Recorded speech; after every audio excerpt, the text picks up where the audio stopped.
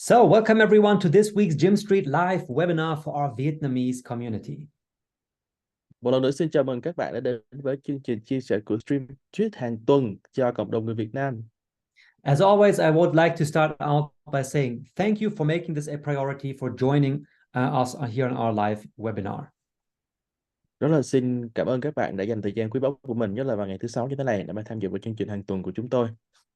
Now, usually today it's meant to be an update session, mainly targeted towards existing members. However, since I understand that we may also have a few completely new members here today, I will start off with a very condensed presentation to show you who we are, what it is that we do before I get into the updates part. Vâng ạ, thì chương trình của chúng ta thường là một chương trình có tính tương tác rất là cao, tức là mọi người ai cũng nói chuyện với nhau được hết á. Nhưng mà hôm nay là tôi biết là có rất là nhiều anh chị là mới tham gia vào chương trình, đúng không ạ? Cho nên là tôi sẽ dành ra một vài cái trang đầu tiên để nói thật là kỹ về cái chương trình, cái chương trình của chúng ta. So our company is led by these three guys right here who have partnered up to bring our vision to create a fully accessible metaverse, a virtual reality immersive 3D world. Vâng, trên màn hình đây là ba cái người chùm sỏ, cái người là ba cái cột trụ của cái chương trình của chúng ta, người sáng lập ra đây. Họ là các nhà lãnh đạo đã mang đến cái kỹ năng và kinh nghiệm độc đáo cho cái script của chúng ta. Gọi là tạo ra một cái nền tảng Metaverse để mà có cho chúng ta để có được cái chương trình này. So we have Frank Röhrig right here. This is a German name. It's difficult to pronounce in English. Frank Röhrig, he's the CEO of our Metaverse company. Đầu tiên thì tôi xin phép giới thiệu anh CEO ha. Anh này là người Đức cho nên là cái tên hơi khó đọc một tí. Anh ấy tên là Frank Röhrig. And he is working together with Artashes Margarian, CEO of Codex. This is the company that assists us in providing all the developers, designers, video editors. So all the back-end work, website creation, and so on is done by Artashes Margarian's team. Rồi, cái người thứ hai tôi xin phép giới thiệu đó là anh Artashe Margarian. Thì anh này là cái người mà gọi là tổ chức cái phần cứng của cái chương trình của chúng ta, tức là những thứ mà các bạn thấy ấy, là bao gồm là cái máy chủ, rồi cái trang web, rồi những cái video, tất cả những cái gì mà liên quan đến cái mà chúng ta đang sử dụng trên nền tảng. And then we have Jordan Markov, a very amazing person, and we're super grateful for him that he joined our team as well to bring in his expertise. He's the CEO of ImmersiveX, which is a professional visual effects company from the Hollywood movie business. Vâng, và người thứ ba cũng là đồng sáng lập của GYMSTREET, đó là anh Jordan Markov. Nếu như mà các bạn có xem những bộ phim Hollywood thì các bạn chắc chắn là đã xem những cái thành quả của anh này rồi. Và anh này là chuyên gia về những cái kỹ xảo kỹ thuật số á, mà đã sử dụng rất là nhiều ở trong Hollywood. Thì anh ấy cũng là một trong ba cái cốt cán của trong GYMSTREET của chúng ta. And his visual effects experts that are normally providing the visual effects for big Hollywood blockbusters, such as, for example, Expendables with Sylvester Stallone, just to name one example. Those are the ones that are creating everything visually related, that are creating our virtual world for us. Vâng, thì tất cả các bạn đã biết là GYMSTREET của chúng ta là một cái nền tảng gọi là Metaverse, tức là một thế giới ảo. Vì vậy nó cần rất là nhiều cái công nghệ thực tế ảo. Và vì thế anh Jordan Markov là cái người đứng sau những cái công nghệ này.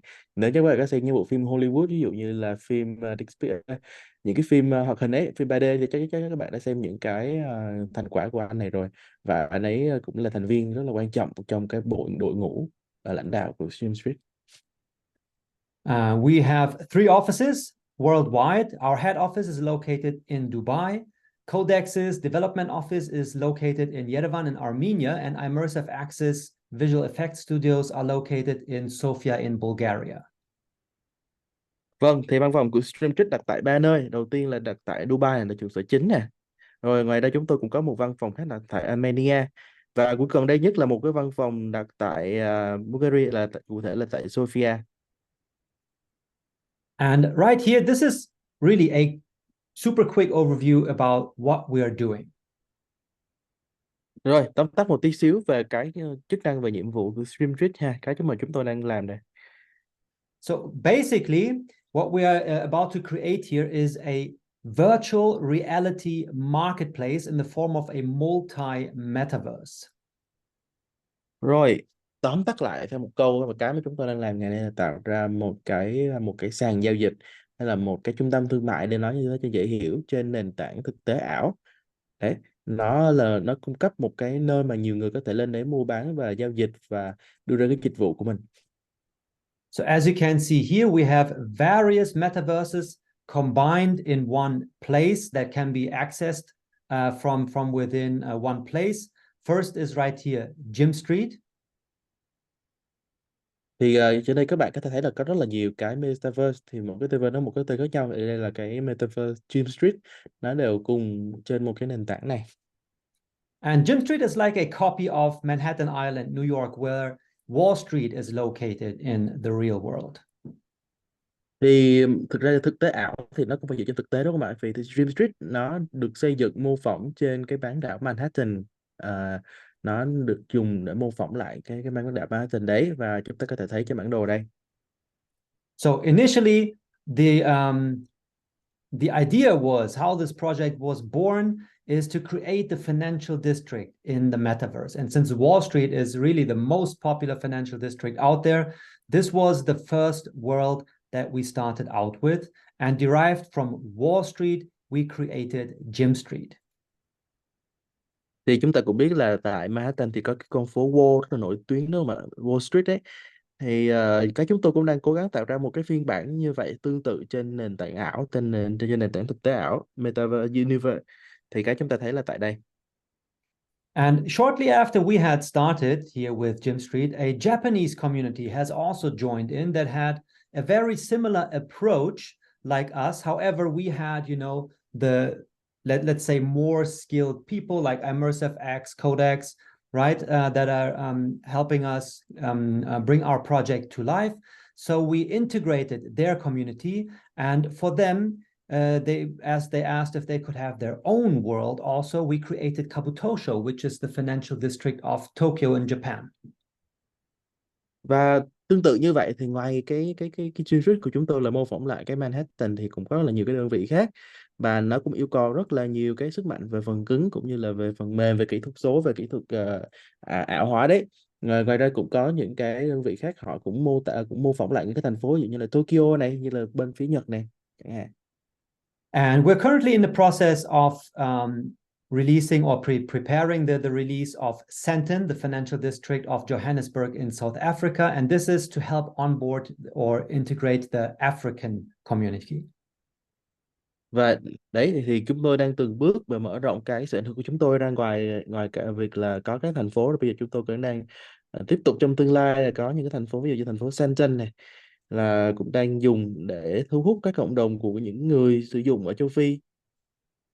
And Cash FT right here, this is an exclusive metaverse for owners of our Cash FT debit card, which is also a product that will soon become available within our metaverse as well. Và ngoài ra còn có các FT nữa, cũng là một cái nền tảng mà sử dụng cả cái thẻ debit của chúng ta đấy, cũng sẽ được công bố trong tương lai. Now, your place to get started here will still be GYMSTREET right here, which is still the main metaverse at this moment. Thì nói tổng quan, gọi là vĩ mô về các sản phẩm như thế, nhưng mà cái chúng ta vẫn đang làm hiện tại ở đây với các bạn đấy là vẫn là cái GYMSTREET này. And the way for you to participate, to become a part of this awesome, exciting project that we're currently creating here is by becoming a virtual land owner. Thì cái mà chúng ta có thể làm tại đây ấy, là chúng ta hãy sở hữu cho mình một cái miếng đất ở trên cái nền tảng thực tế ảo này. Đấy, và để cho nó thì cũng như là một cái bất động sản ở ngoài thế giới thật, thì đấy nó cũng sẽ có những cái giá trị khi mà mình ở trên này người ta có thể mua, người ta có thể xây dựng, người ta có thể cho thuê. So you can see right here, our 2D map that's already done. You can imagine it like any city map that you know. And on this map, you see these little green squares right here and blue squares. So the blue ones, this is virtual land that has already been sold, that is already owned. The green squares, this is virtual land that's still available. And by purchasing virtual land in our virtual world, you also own a part of it. Đấy thì các bạn có thể thấy trên cái bản đồ mà nó đã phân tích, chúng ta thấy hay thì nó có các ô vuông màu xanh nước biển và màu xanh lá cây này. Thì các ô vuông màu xanh nước biển là những cái khu vực đất mà đã được sở hữu rồi, tức là các công ty lớn như các bạn đã thấy trên này, nó có những cái văn phòng, có những cái sự kiện, có những cái toàn cầu đấy, và tất cả tức là thế giới ảo. Còn những cái ô vuông màu xanh lá cây là những cái mà vẫn chưa có chủ sở hữu, thì cái chúng ta cần làm là chúng ta hãy sở hữu những cái mảnh đất này. Ok. Becoming a virtual land owner, you can somewhat compare it to buying shares of a company. So by buying the virtual land, you are basically also buying a share of our virtual world, which then belongs to you and allows you to participate in the overall growth process and everything that we're doing here. Thì cái việc mà sở hữu một cái miếng đất ở trên này ấy, nó giống như là chúng ta sở hữu một cái cổ phần của công ty vậy đấy. Bởi vì là cơ bản mà nói thì cả cái dự án này của chúng tôi nó được chia thành những cái phần nhỏ, và các phần nhỏ này chính là những cái mảnh đất trên trên Metaverse này. Về việc chúng ta sở hữu nó thì sau này chúng ta có thể đặt những cái gì lên đấy, hoặc là cho thuê hoặc là bán lại. And yes, the 2D map is, of course, going to be turned into a fully immersive 3D virtual world, as you can see here on the left from the bird's eye view. And some, part or some locations of this world will, of course, then belong to you, as you can already claim your virtual land today on the 2D map. And later on, it will be fully accessible via the 3D virtual world. Và đây là cái bản đồ 2D mà câu chuyện đã minh họa cho chúng ta hiểu thôi, rồi sau này thì nó sẽ được chuyển thành bản đồ 3D, tức là chúng ta có thể nhìn thấy nó trong một cái không gian 3 chiều như thế này. Và lúc này thì giá trị của nó sẽ tăng lên, đúng không ạ? Bởi vì rõ ràng thì bây giờ nó đã thành một cái định dạng khác rồi, và nó có thể có công năng rất là khác. Bởi vì cái việc của chúng ta sở hữu rất như là nếu chúng ta trở thành thành viên của GYMSTREET rồi đấy, là cái việc chúng ta đã có quyền sử dụng những cái miếng đất như thế này để cho cái công ty hay là cho những cái vị trí trên này, chúng ta có thể cho thuê hoặc là bán lại. And what will you be able to do with this virtual land? Vậy thì chúng ta có thể làm gì với lại những cái miếng đất ảo này? Now, first of all, as you may have seen already, there are some company logos to be seen here on the map. So you can use your land plots to upload your business logo, for example, and already use it today as advertisement space. Đấy thì cái việc cái nền tảng này có rất là nhiều người truy cập vào này. Vì vậy mà chúng ta thấy là trên bản đồ 2D chúng ta thấy có rất là nhiều cái logo của các công ty, phải không ạ? Vậy cái mục đích của các logo công ty này là để quảng cáo. Vậy thì khi mà chúng ta sở hữu đất ở trên này thì chúng ta cũng có thể cho thuê lại để nó hiện hữu trên đây, như là cách mà chúng ta giống như là người ta cho thuê mặt tiền để mà người ta chơi biển quảng cáo vậy đấy. And Tương what's tự như vậy also chúng ta có thể already làm điều tương tự. possible today is that you can attach our unique virtual miners to your land in our virtual world. And those will then start generating rewards for you, 2 rewards tokens, our Metaverse token Gymnet plus Filecoin. Tương tự như vậy, đây là cái thứ nhất ha. Cái thứ hai ấy, thì tương tự như vậy thì chúng ta cũng có thể đặt những cái máy đào trên đây. Khi mà chúng ta đã trở thành thành viên của GYMSTREET, chúng ta đăng ký vào cái gói đây, chúng ta được có máy đào rồi đấy, thì chúng ta có thể đặt máy đào của mình lên đây, thì lúc này nó mới vận hành được chứ, đúng không ạ? Nó vận hành thì nó mới tạo ra được những cái đồng Filecoin cho chúng ta.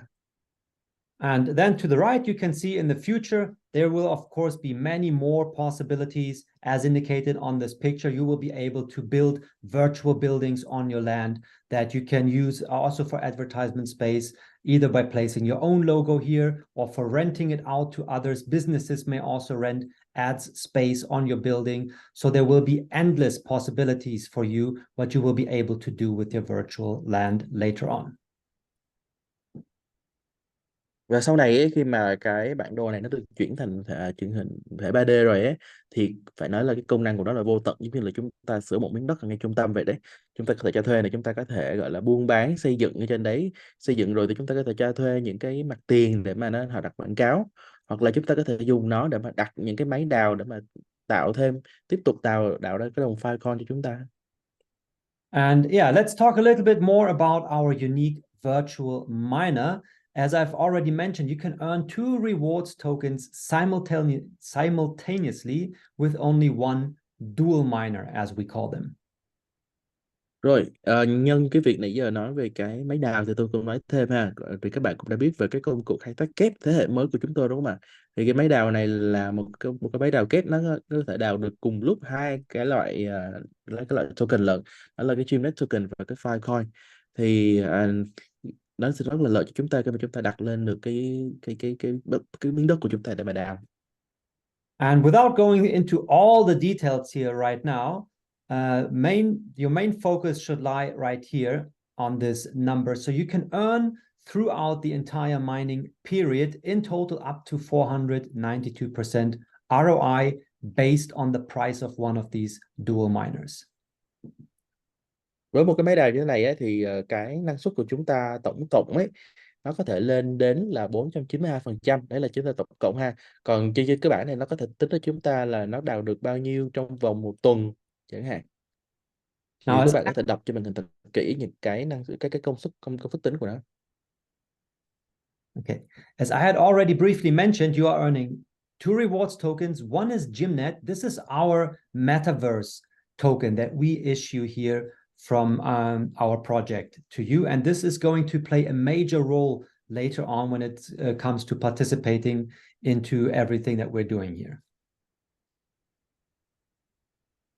Rồi như tôi đã nói rồi về cái công cụ khai thác kép, tức là một cái phần thưởng này là nhân đôi đấy. Vừa đồng GYMSTREET, tức là GYMSTREET là cái đồng token của cái nền tảng GYMSTREET mà nó sinh ra. Ngoài ra thì còn có cái đồng Filecoin nữa. So right here, this is our documentation. Okay, go on. That you can also access. Let me look here. GYMNet utility. This is what I was looking for. It's currently only available in English. However, I just wanted to show you when we scroll down a little bit here.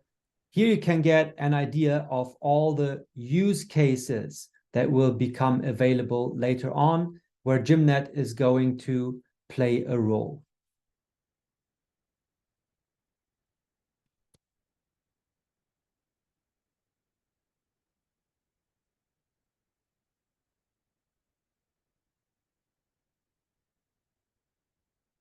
Oh,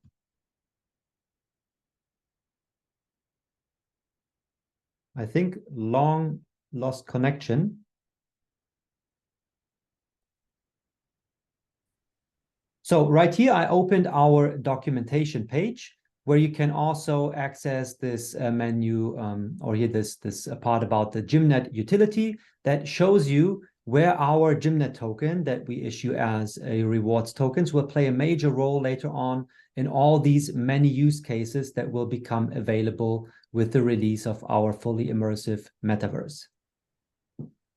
Vâng, thì vậy thì chúng ta đào cái đồng GYMSTREET để làm gì? Thì các bạn có thể vào trong trang web này và tại cái mục này ấy, vì này đang còn đang tiếng Anh cho nên là chúng ta có thể dùng Google dịch để dịch ra để coi là với cái đồng GYMSTREET thì chúng ta có thể làm gì, nó có những cái giá trị như thế nào thì là chúng ta sẽ biết được. Đây một danh sách rất là dài phải không ạ? And next to that, as we have just mentioned, you're not only earning one rewards token, but also Filecoin as the second rewards token. Và đồng thời thì chúng ta không chỉ có mỗi cái GYMSTREET token này và còn có cái Filecoin nữa. Vậy thì Filecoin để làm gì?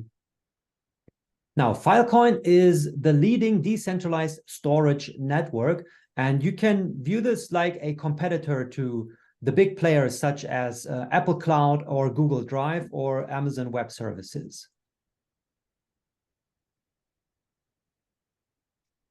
Thì trước hết chúng ta phải nói về cái Filecoin này. Filecoin đó là một cái đồng được tạo ra bởi một trong những cái đơn vị mà có cái khối lượng lưu trữ điện toán đám mây đấy. Đó là một cái người đầu ngành trong lĩnh vực điện toán đám mây. Thì cái And đồng Filecoin nó chính là cái đơn vị vận hành trong cái nền tảng này. I should always wait for your okay then. I think that's better. So what we are going to do here is that from Yes.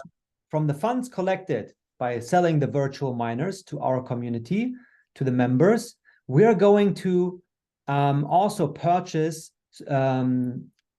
server hardware to provide storage space to the Filecoin network, which is then going to generate real world mining or rewards by providing the storage space to the decentralized network. And these rewards are going to be redistributed to you as the owners of the dual miners in our system.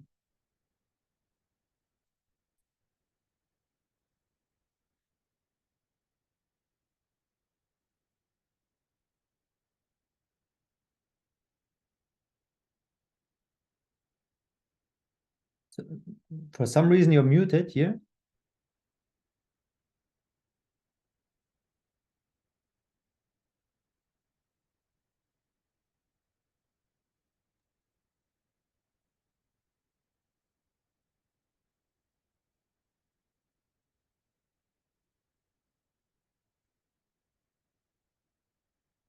Long, you're still muted.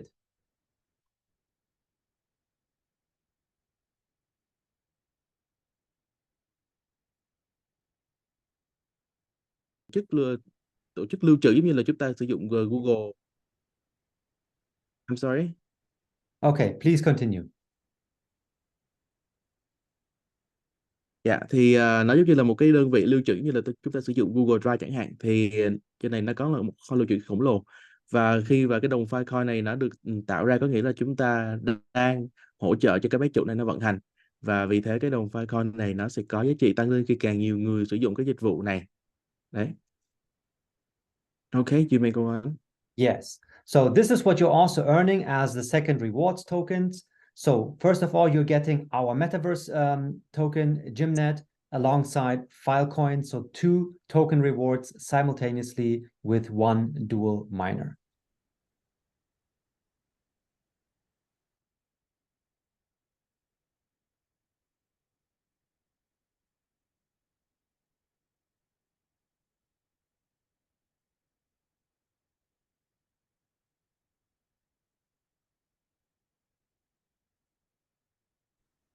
Yes, you may go on.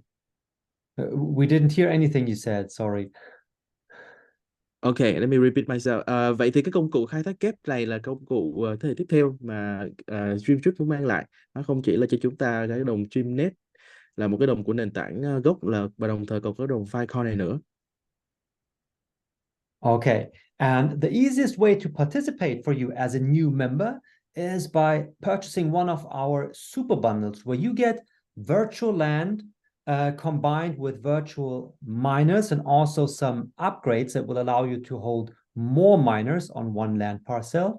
And if you buy these in the form of a bundle, you get it at a beneficial price.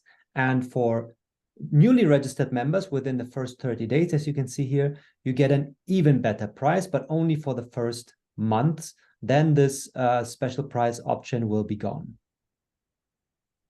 Vâng, và thì tại GYMSTREET chúng tôi có những cái gói ưu đãi rất là thú vị dành cho người tham gia. Ví dụ như là gói ưu đãi NFT bundle này nè, là nó bao gồm cả một cái thửa đất và cả một cái máy đào, bởi vì hai cái này nó phải đi chung với nhau thì nó mới vận hành được, còn nếu như cái máy đào nó không có cái miếng đất đặt lên thì nó không có vận hành được. Và ngoài ra ấy, chúng tôi còn có một cái gói dành cho người tham gia trong vòng 30 ngày này, tức là thành viên mới trong vòng 30 ngày khi mà mua cái gói combo này ấy, thì sẽ có được một cái giá tốt hơn rất là nhiều.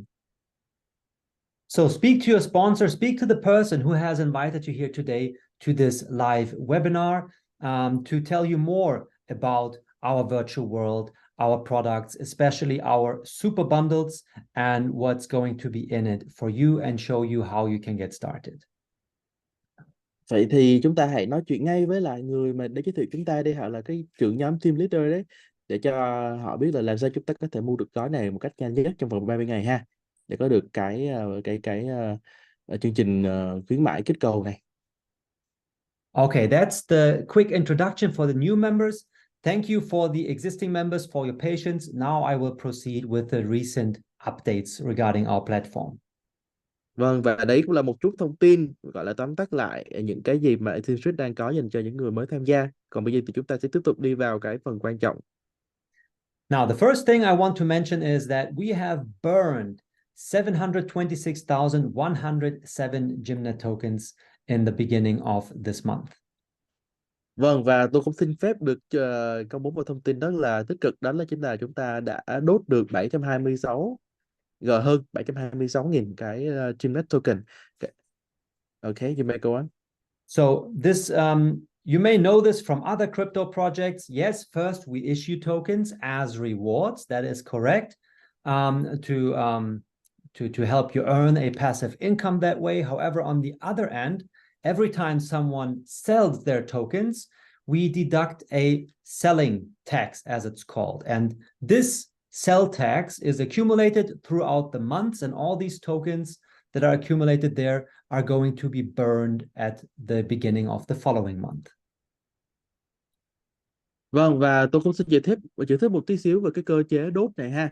Thì nếu như các bạn đã tham dự vào trong cái lĩnh vực về GYMSTREET về cái đồng coin này, thì các bạn đã biết là khi mà người ta đưa ra một cái dự án ấy, người ta sẽ cho những cái phần thưởng, gọi là những cái token này nè, và cái giá trị của nó là cái số lượng ấy, đó là nó có hạn.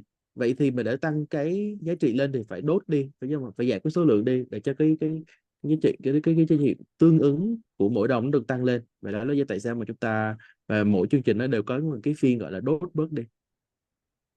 And in case you may not know what it means to burn tokens, basically it means that we reduce the overall total supply. So we have a maximum total supply of tokens that will be available, and by burning an amount of tokens, we reduce the maximum supply, meaning that the tokens that are left over will become more valuable as the supply is reduced. Vâng, và vì cái nguồn cung của các token này có hạn, cho nên khi mà đốt bớt nó đi ấy, thì có số lượng còn lại nó sẽ ít đi, đồng nghĩa với việc là cái giá trị của mỗi cái đồng token mà người dùng đã sở hữu nó sẽ tăng lên. Okay, and right here you can also track all these things. Actually, which I haven't yet mentioned, is that our project is blockchain based. We operated on BNB Smart Chain. And right here, you can see the blockchain transaction about this recent token burn. Vâng, và các bạn có thể xem lại được cái giao dịch này ha, bởi vì cái nền tảng của chúng ta là nền tảng dựa trên cái công nghệ chuỗi khối đấy, hay còn gọi là blockchain đấy. Công nghệ BNB thì chúng ta có thể truy xuất lại những cái lần mà chúng tôi tiêu hủy bớt những cái đồng token. Now, on the one hand, we have the burning process that reduces the total supply of the tokens to make those that are left more valuable. Đây là những cái lúc mà chúng tôi đốt bớt nè, để cho cái giá trị những cái đồng còn lại nó tăng lên nè. At the same time, we also have an automated buyback program that whenever a product is purchased in our platform, we issue or distribute commissions to our affiliates. And out of those commissions, we also deduct, or we use a certain part of it to automatically buy back our token from the exchange, which helps not only stabilize, but actually grow the token price over the long run.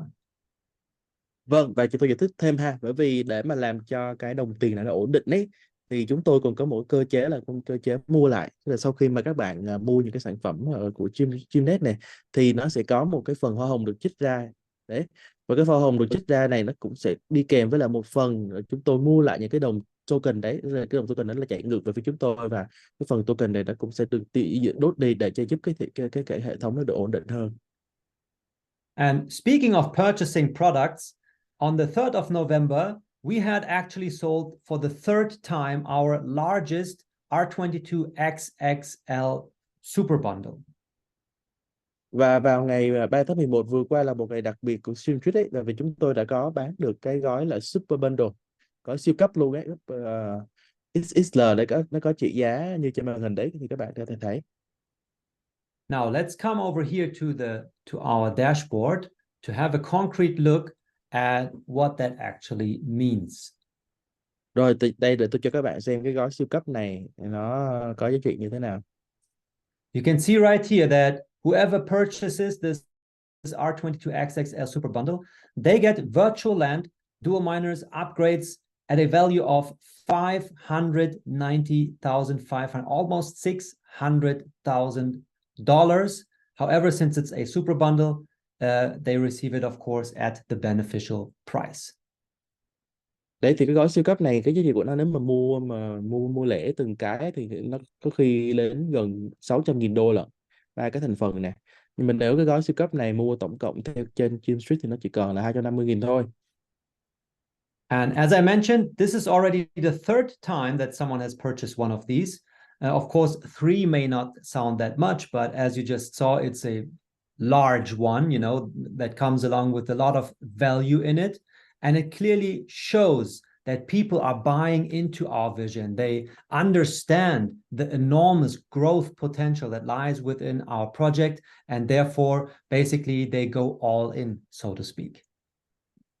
Vâng, đấy thì để chứng minh cho mọi người biết là tại sao cái gói siêu cấp này nó được bán được lần 3 thì nghe lần 3 không nhiều, nhưng mà mình nhìn thấy cái quy mô khổng lồ của nó ở đấy, có nghĩa là người ta hiểu cái quy mô này nó như thế nào và người ta biết được cái tiềm năng của nó, nên là người ta tận dụng cái cơ hội đòn bẩy này để người ta mua. But yeah, of course, you don't have to get started with, the super XXL super bundle. If we scroll back here to the left, you can, also get started with the R6, the $932 value for just $800, or the popular R8 super bundle where you get 7 land, 19 dual miners, with a $2,158 value at the beneficial price of $1,800. Đấy thì không nhất thiết chúng ta phải đi đua với những cái gói siêu cấp mà nó giá nó hơi cao như thế, mà chúng ta có thể đi với những cái gói khởi đầu này. Ví dụ như là gói siêu cấp R6 hay gói siêu cấp R8 và cái giá khởi điểm của nó cũng chỉ là rất là rẻ thôi, chỉ khoảng là 800 đến 1.800 thôi, và chúng ta cũng đã có được ba miếng đất này hay là mấy cái máy đào này, rồi chúng ta có thể cập nhật rồi. And yes, remember, we have many of these super bundles available. And for completely new members, if you purchase one of those in the first 30 days after your registration, you get them at an even better price, which is shown here in the right-hand column. Và ngoài ra thì nếu mà chúng ta là người mới tham gia trong vòng 30 ngày thì chúng ta còn được trợ giá với một cái giá thấp hơn nữa, như các bạn đã thấy trên màn hình đấy, thì chúng ta hãy tận dụng cơ hội này.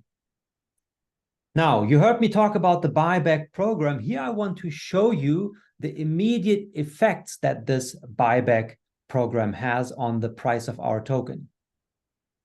Đấy thì đây là cái tôi đã minh chứng cho các bạn cái chương trình mua lại của chúng tôi nó như thế nào. Now, if you were to let's view this live on CoinMarketCap. So if we come to CoinMarketCap, which many of you may know, and we search for the GYMSTREET token, you can view it live right here. Rồi, để tôi cho các bạn xem là cái đồng cái đồng GYMSTREET token bây giờ giá trị của nó như thế nào nha. Để biết được chính xác nhất thì và khách quan nhất thì chúng ta vào thẳng cái trang CoinMarketCap luôn, tức là cái giá trị vốn hóa của những cái đồng này. So actually, if we view the all-time chart, you can see that we had in the very beginning seen a pretty large peak, and then went into a bottoming out phase. Since especially recently, we've been going through some major updates that somewhat halted our turnover process. However, now as we're getting back into generating regular turnover, you can see how the buyback program shows its immediate effects. And as we keep going, this is going to help grow the token price over the long run to the benefit of our community members, which could be you. Thì sau khi mà một thời gian mà cộng đồng phát triển ấy, đã có nhiều người dùng rồi, và chúng tôi đã triển khai cái chương trình buyback này ấy, đó chính là chúng tôi mua lại những cái đồng GYMSTREET và chúng tôi đốt nó dần đi để những cái đồng còn lại trên thị trường giá trị nó tăng cao, thì cái kết quả của nó được thể hiện ngay là các bạn thấy không, sau một khoảng thời gian dài cái đồng nó đi ngang ấy, thì bắt đầu bây giờ từ lúc mà chạy cái chương trình buyback thì nó đã đi tăng lên, về vòng trong tương lai cái chuyện của nó còn đi lên nữa. So if we only view the 7-day, okay, this is giving us 34% price increase.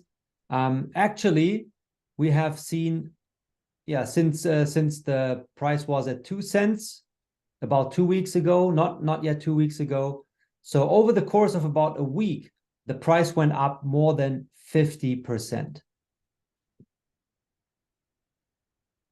Và chúng ta có thấy là trong vòng 2 tuần kể từ khi mà chạy chương trình buyback ấy, cái đồng của chúng ta từ 2 cent của chúng ta đã tăng lên giá trị tới 30%. Okay. So yeah, this is of course something very exciting that we love to share with you. Đây là một cái thông tin hết sức thú vị mà tôi muốn chia sẻ với các bạn. Now let's move on. This is again for the existing members, an important update, the integration of Filecoin into our dashboard. Thì đây là một cái thông tin thú vị mà tôi muốn chia sẻ, đồng thời thì tôi cũng muốn nói thêm về cái đồng Filecoin nè. So those of you who purchase the dual miner and receive Filecoin rewards, you will now find those in your miner rewards section right here under Filecoin balance. Rồi khi mà chúng ta đã mua được cả hai cái máy đào kép này rồi thì cái đồng Filecoin nó sẽ nằm ở trong cái mục này, cái mục mà miners reward này, tức là phần thưởng cho máy đào đấy. Chúng ta sẽ coi được là cái số dư, cái số đồng Filecoin chúng ta có nằm ở đây. And yes, right here, these screenshots that show you how it's going to look like. You will find your expected total rewards over the entire period that the dual miners will issue Filecoin rewards. Down here, you also see the percentages. And starting next week, you will also be able to claim your Filecoin rewards. Và bắt đầu từ tuần sau ấy, khi mà chúng ta đã có đủ số dư rồi thì chúng ta có thể claim, tức là chúng ta có thể rút về. Right?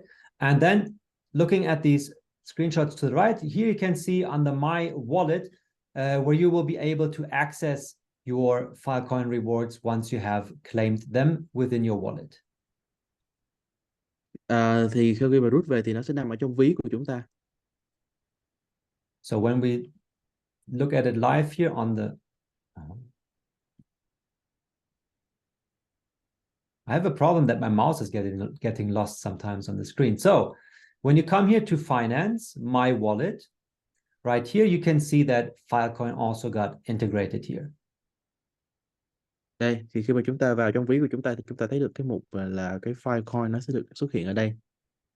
And you will also be able to change from the Smart Chain network to Filecoin chain to access your Filecoin directly there. Thì chúng ta có thể chuyển từ cái Smart Chain sang cái Filecoin chain để mà chúng ta thấy được cái đồng Filecoin của chúng ta.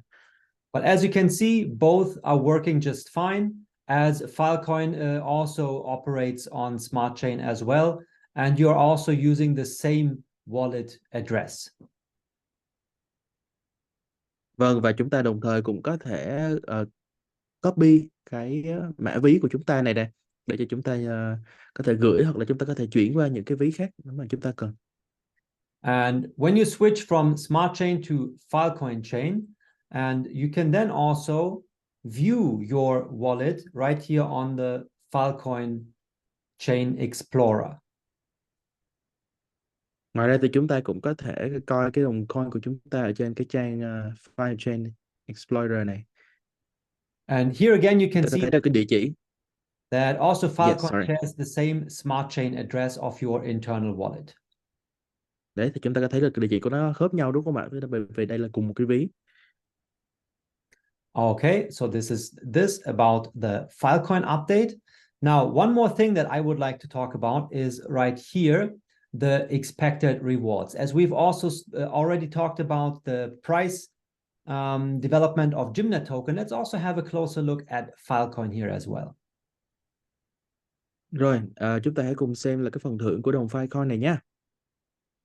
So the first thing to mention is that throughout the first 8 months, the rewards, the Filecoin part, will be rather low because during this period, that's the accumulation period that we need in order to accumulate sufficient funds to be able to purchase the actual server hardware to be then able to generate the real Filecoin rewards that will be then redistributed back to you.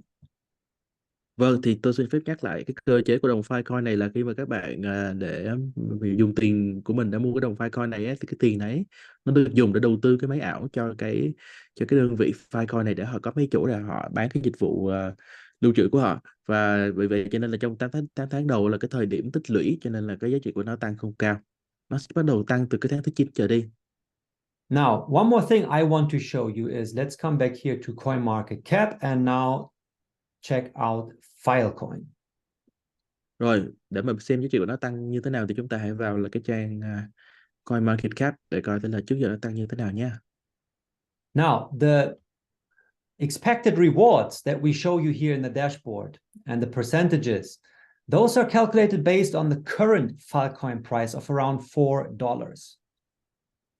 Rồi, chúng ta thấy được cái phần thưởng nè, thì chúng ta thấy trong vòng 8 tháng đầu năm là nó chỉ tăng có 2% thôi.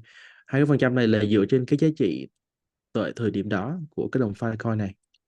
Now, when you receive a certain amount of Filecoin as rewards, but the dollar value goes up, of course, it will also mean that the overall expected rewards in dollars, in a dollar value, is also going to go up for you.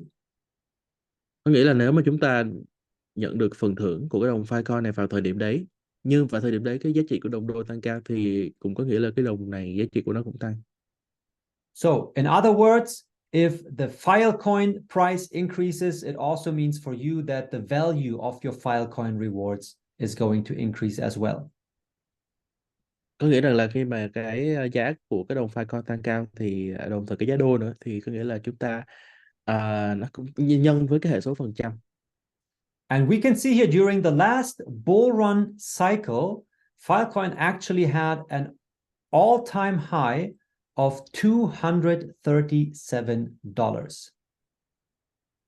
Và chúng ta cũng đã thấy được là trong cả cái quãng đời từ lúc mà hình thành tới đây á, thì cái đồng Filecoin nó có cái biến động giá rất là cao, đúng không ạ? Cái lúc mà giá của nó đạt đỉnh nó là tới 237 đô lận. Now imagine that your rewards are calculated based on the current price of around $4, and the recent all-time high was $237. That's more than 50 times the current price. Và cái lúc nó đạt 230 mấy này là gấp 50% của cái giá trị hiện tại, đúng không ạ? Okay, of course we do not know. This is pure speculation. Will Filecoin again hit the all-time high, or maybe even exceed the all-time high in the next bull run? What we may expect, though, which is highly likely, is that the price is going to be higher, or even a lot higher than where we are today. Và vì thế là sau khi mà nó đã đạt đủ cái số lượng trong 8 tháng đầu năm ấy, và nguyên thứ 9 ấy, thì chắc chắn giá trị của nó sẽ còn cao hơn nữa, chứ không phải nằm ở mức 4.5 như hiện tại. So I'm just mentioning this to help you understand, or always remember that these markets, they go in cycles. You see that with Filecoin as well. It shoots up and then it comes back down and starts bottoming out throughout the bear market phase that we're currently in.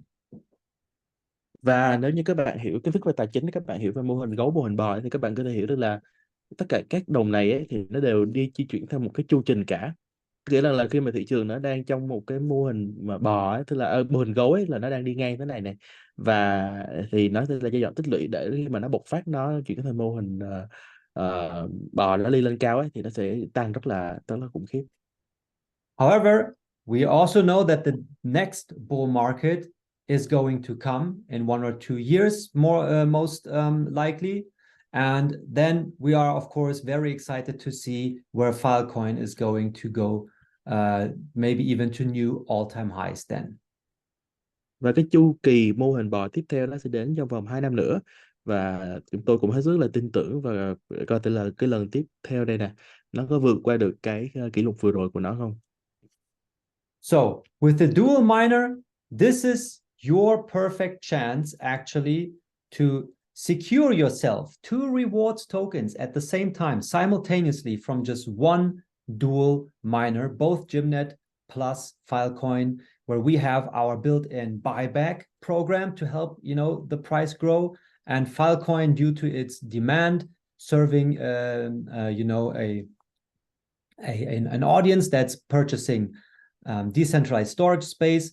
There is also a use case here. So there's a lot of, or it's very, very likely that both tokens are going to go up, which will result in higher ROI for you over the long run. Đấy thì cái mục đích mà tôi nói cái vấn đề này là cũng cho các bạn hiểu được là đây là cơ hội của chúng ta, đúng không ạ? Đây là cơ hội của chúng ta để sở hữu được một cái thiết bị đào mà đạt được cả hai cái đồng xu này. Bởi vì rõ ràng là khi mà thị trường nó xuống, là cơ hội của chúng ta đầu tư vào. Bởi vì bây giờ là giá nó rẻ mà chúng ta có thể đầu tư vào mua được nhiều, hoặc là chúng ta có thể đầu tư vào để đào được nhiều hơn, để đến khi thị trường nó lên thì đây là cơ hội để cho chúng ta có thể có được cái lợi nhuận. And then let's jump to the next update. Again, this is for both existing as well as new members. For existing members, it's important to know that our fast start bonus got extended, such that you now have 30 days time, or new members now have 30 days time to take advantage of these benefits. Rồi trước khi mà đi qua cái cập nhật tiếp theo thì tôi cũng xin nhắc lại ha, đây cũng là một cái thời điểm vàng dành cho những người mới tham gia trong vòng 30 ngày này để có được cái mức giá ưu đãi, để có được mức giá ưu đãi. So if you've been an existing member already and maybe even an affiliate with us, you now know when you register new partners, they have a 30 days time period. And if they purchase products worth at least $100 during these 30 days, they will qualify for the fast start bonus where they can enjoy all these benefits. Và đồng thời cũng có các team leader ha, đây cũng là cái cơ hội để cho các bạn có thể gọi là giúp cho nhiều người mới tham gia vào hơn để tận dụng cái chương trình này. And next to that, moving forward, one thing I want to mention though, we had some misunderstanding regarding this minimum amount of $100. This could be met, for example, by purchasing two miners, which are $50 each. If you buy two, you meet the qualification requirement of $100 minimum purchase. Rồi, và tôi cũng xin nhắc lại một tí xíu là cho chúng ta không có hiểu lầm về cái giá trị tối thiểu $100 trong vòng 30 ngày đầu tiên. Tức là trong vòng 30 ngày đầu tiên mà trở thành thành viên ấy thì là họ sẽ có yêu cầu là khi mà họ mua một cái máy đào hoặc là mua một cái thửa đất có giá trị ít nhất là $100 ấy thì họ sẽ có được những cái lợi ích như là trên màn hình đây. However, what's very important to note here is I will show you within the products section. So a miner costs $50. If you buy two, it means you have products worth $100. However, the miners can only operate and start generating rewards if you also own virtual land where you can attach these miners. Đấy, và hoặc là chúng ta đã có đất rồi thì chúng ta có thể mua máy đào thôi để có thể gắn cái máy đào lên đất. So within my products, you can see whether you have land parcels available. Thì chúng ta có thể vào trong tài khoản chúng ta để chúng ta kiểm tra xem là chúng ta đã có thửa đất chưa. And you can see right here that there is a button that says attach miner. So that's very important. If you have new members and they think, oh, I need to have products worth $100, I can just go ahead and buy two miners. And then they start wondering, why don't they generate rewards? Well, it's because they do not have land. Bless you. Đấy, sorry. Và chúng ta cũng phải hiểu được là tại sao chúng ta cần phải có mua và thửa đất cùng cùng đi kèm với lại cái máy đào ha. Tại vì nếu chúng ta chỉ có mua thửa đất không thôi thì chúng ta sẽ không có tạo ra được những cái phần thưởng như mà tôi trình bày nãy giờ đâu. Và đây là tôi cũng hướng dẫn cho các anh chị để mà giúp cho các thành viên ở trong cộng đồng của mình nè. Vì mình có thửa đất rồi thì mình mua máy đào và mình gắn cái máy đào đó lên đất như thế nào. So long story short, purchasing two miners will qualify you for the fast start bonus because you meet the $100 requirement. However, you will need a virtual land parcel in order for these miners to generate rewards. Đấy, cho nên là nhắc nhở một tí xíu để cho mọi người nhớ ha. Tức là có thể mua một trong hai cái máy đào này, một trong hai một vật phẩm này, một là máy đào, hai là thửa đất có giá trị $100 là để được mua với giá ưu đãi rồi. Tuy nhiên để cho cái máy đào nó hoạt động thì nó cần có một cái miếng đất để nó được gắn lên. And Đấy là then cái chúng ta last cần nhớ. update, we have extended our current special promotions, affiliate promotions, meaning that until the 15th of November, you still have time to qualify as an affiliate to win both the R10 Super Bundle and/or a trip to our offices in both Dubai and Sofia. Rồi, đây là một cái cập nhật mới cho các leader của chúng ta này, tức là cái chương trình của chúng ta nó sẽ được gia hạn đến ngày 15 tháng 11. Cái chương trình mà hiện tại chúng tôi đang có để dành cho các bạn mà mua cái gói R10 ấy, gói siêu cấp R10 đấy. Thì cái gói này nó cũng sẽ có cơ hội cho chúng ta có được một chuyến đi đến thăm văn phòng ở Dubai và Sofia. And then also until the 15th of November, you still have time to qualify for our cash promotion to win a cash prize once you reach the next higher rank in the affiliate system.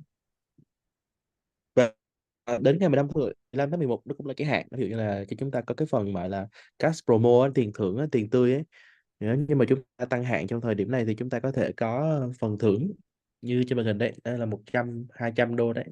$200 này là phần thưởng bạc, là 1.000 đô phần thưởng bạc này, và như thế. And you can access these promotions right here when you go to the partner area and incentives. Thì chúng ta có thể vào để coi thử là chúng ta có đủ điều kiện tham gia chương trình phần thưởng hay không, bằng cách là vào trong cái trang chủ của chúng ta này, vào trong cái phần travel incentive này, tức là phần thưởng du lịch đấy, để cho coi là chúng ta đang được bao nhiêu phần trăm rồi. So right here you can check your current status, for example, for the free R10 super bundle and the trip to our offices. Rồi, tại đây thì chúng ta có thể thấy được là chúng ta có là cái phần thưởng là một cái gói R10 siêu cấp đó, đúng không bạn? Thì làm sao mà chúng ta đạt được nó? Còn có những cái yêu cầu gì, điều kiện gì? Now, regarding the cash promotion, just one thing to mention here for you, it's very important to understand that in order to win the cash prize, you must reach the next higher rank by actually fulfilling the required qualification requirements. Đấy thì cụ thể tức là nó cho chúng ta biết là chúng ta cần phải đạt được những cái yêu cầu gì để mà có thể có được cái khuyến mãi này, có được cái phần thưởng này. Ví dụ như là để đạt được cái phần tiền thưởng 200 đô thì chúng ta cần phải phải có những yêu cầu gì. So just why am I mentioning this? To avoid any misunderstanding. So here, for example, if you simply purchase the R20 Super Bundle, you will immediately get assigned the gold rank. Đấy thì để chúng ta có thể xem xét ha, để mà đạt được lên cái thứ hạng vàng thì chúng ta cần phải có được cái gì. Thì ví dụ như là để đạt được cái gói siêu cấp R20 đi, thì chúng ta điều kiện ấy là chúng ta phải đạt được thứ hạng vàng đã, ví dụ như vậy. Now, purchasing the super bundle will get you the benefits that come with the gold rank, such as a higher binary commission, higher weekly max payout. However, you will not qualify for the cash prize like this. Đấy thì các yêu cầu của các phần thưởng nó sẽ được thể hiện ở đây. Ví dụ như là để có được cái phần tiền mặt thì được như thế nào. So in order to also qualify for the cash prize that comes, for example, with the gold ranks, you also need to have the turnover requirements and the partner qualifications. Rồi thì chúng ta hãy vào chúng ta xem xét ha, để coi thử là chúng ta cần phải phấn đấu như thế nào để được cái phần thưởng này. All right. And then to wrap it up, we just want to share with you some impressions of the recent live events that took place in Vietnam, and they were super good, super great. We received so much awesome feedback that from the people who attended, and also from our side. So both Frank, Claudio, as well as Elisa, who greatly helped us in organizing these events, did a great job there. Jordan Markov is also there live. So everybody said it was an awesome experience. And yes, we also want to say thank you to our Vietnamese community for making this an awesome experience. And then I would like to go ahead and share a few impressions. Vâng, vậy là xong cái phần cập nhật của chúng ta ngày hôm nay rồi. Thì tiếp theo tôi xin phép được chia sẻ một vài cái hình ảnh cũng như là những cái moment rất là hay của cái sự kiện vừa rồi của chúng ta tại Việt Nam. Một lần nữa xin cảm ơn chị Elisa rất là nhiều đã giúp cho chương trình này trở thành hiện thực. So first of all, here's Frank on stage doing a selfie with you.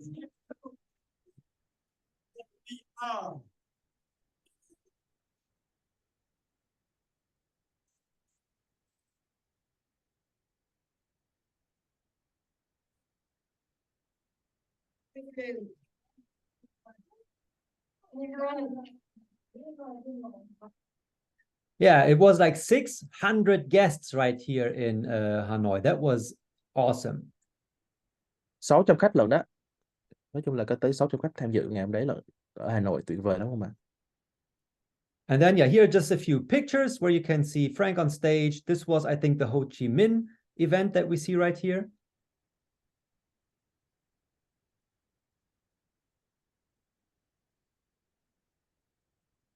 Đây là cái sự kiện ở thành phố Hồ Chí Minh đấy nè. Okay. I'm not sure if I always hear you completely. Sometimes you still cut off sometimes. Oh, okay. Internet in Vietnam is kind of bad lately. Mostly it's working well. It's cool. And here we can see Jordan Markov of Immersive X, who also joined us in to make these live events an even greater experience. Đây là anh Ross Jacob, là cái người mà để tôi nói là rất là chuyên gia về kỹ xảo đấy. Để cũng đang tham dự chương trình của chúng ta tại thành phố Hồ Chí Minh nè. And then finally, we had already shared this in our Telegram groups. However, since not every one of you is yet a member of our Telegram groups, please follow the link that I have shared here in the Zoom chat to join us on Telegram. Và chương trình còn được phát sóng ở trên cái đài truyền hình HTV9 nữa, rất là hoành tráng đúng không ạ?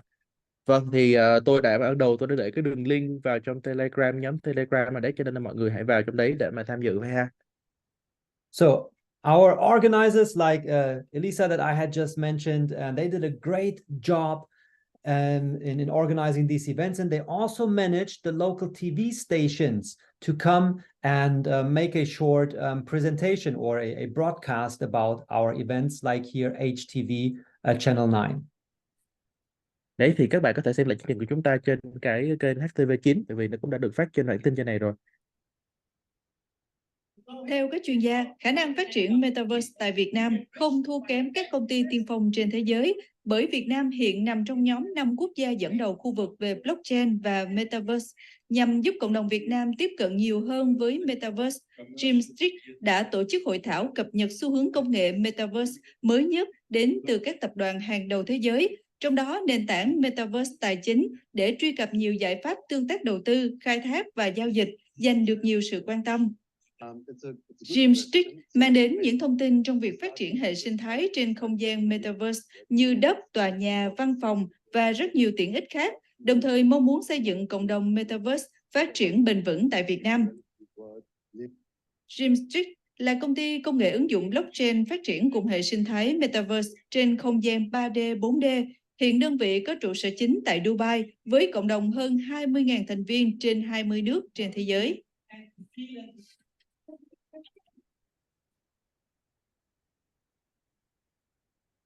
Yeah, that was certainly super amazing. Và đó thực sự rất là tuyệt vời phải không ạ? Tôi rất là phải nói là rất là tự hào khi mà chương trình của chúng ta đã được lên sóng của đài truyền hình thành phố Hồ Chí Minh luôn. And then finally, once more, the reminder, we even have right here in our link tree, the possibility for you. We've put together all our social media channels in one place to make it even easier for you to follow us on all of them. Vâng ạ, cô xin phép nhắc lại một lần cuối cùng là tất cả các thông tin, các mạng xã hội, những cái đường link, những cái hội nhóm ấy, nó sẽ được bỏ trong cái mã trên đây, thì chúng ta cứ dùng điện thoại để quét mã đấy, và chúng ta phải kết nối với lại StreamStreet đấy, chúng ta vào trong cái trang Telegram Việt Nam như trên màn hình tôi đang làm này, thì chúng ta hãy kết nối, vì đây sẽ là cái kênh mà cập nhật thông tin cho mọi người một cách gọi là sớm nhất. So at first, I will again share the link for our Telegram group. This is very important that you follow us here on Telegram, as this is our main communication channel for our community. Đấy thì Telegram sẽ là cái kênh mà chúng ta giữ liên lạc với nhau và cập nhật mới nhất, cập nhật gọi là nhanh. And then what I would also like to show you right here, our YouTube channel. Và đồng thời chúng ta còn có cái kênh YouTube nữa, chúng ta cũng có thể làm việc liên lạc với nhau thông qua kênh YouTube này. And here you find the full playlist of all the previous webinar recordings. Vâng, vậy là chúng ta có thể theo dõi cái kênh YouTube và chúng ta có thể xem lại những cái buổi hội thảo trực tuyến mà Chương đã đăng. Bởi vì chúng tôi tổ chức chương trình gọi là gần như là một tuần một lần mà, để gặp được các bạn này, cho nên chúng ta có thể lên và chúng ta xem lại. And one that I would like to point out in particular is right here, the recent update webinar, because here we have also done a tutorials part. Một trong những cái video quan trọng ở trên cái kênh YouTube là cái video số 3 này nè, bởi vì đây nó sẽ có những cái cập nhật cũng như cái hướng dẫn đã được ghi lên bằng tiếng Việt, thì chúng ta có thể vào đây chúng ta bấm một cái phần chi tiết này để cho chúng ta sẽ làm theo từng bước để mà chúng ta có thể đăng ký hay là chúng ta có thể mua để chúng ta biết được là cái số dư của chúng ta là bao nhiêu. So if you're a completely new member and you would like how to get started here at GYMSTREET, how to make your first purchase and all these things, you can easily learn about this by watching this webinar recording and jumping to these timestamps right here that show you exactly what to do and how it works. Đấy thì chúng ta có thể và trong cái video này mà chúng ta bấm vào từ cái mốc thời gian này để cho chúng ta hướng dẫn đến vì chúng ta là người mới hoàn toàn, thì tôi sẽ copy cái đường link mà chúng tôi để vào cho cái phần chat nha. So I will also share that here. Rồi thì tôi sẽ để ở đây. Okay. Well, with that, we're done for today. One more time, thank you so much for taking the time, for making this a priority on a Friday evening to join our live webinar. You're highly appreciated, and I look forward to seeing you back again here next week, maybe alongside some new members that you might also invite. Vâng, và nếu mà không còn thông tin gì nữa thì tôi sẽ kết thúc chương trình tại đây. Một lần nữa xin cảm ơn các bạn rất là nhiều, và hy vọng là trong chương trình lần sau thì chúng ta sẽ được gặp lại nhau, cũng như là có thêm nhiều thành viên mới tham gia.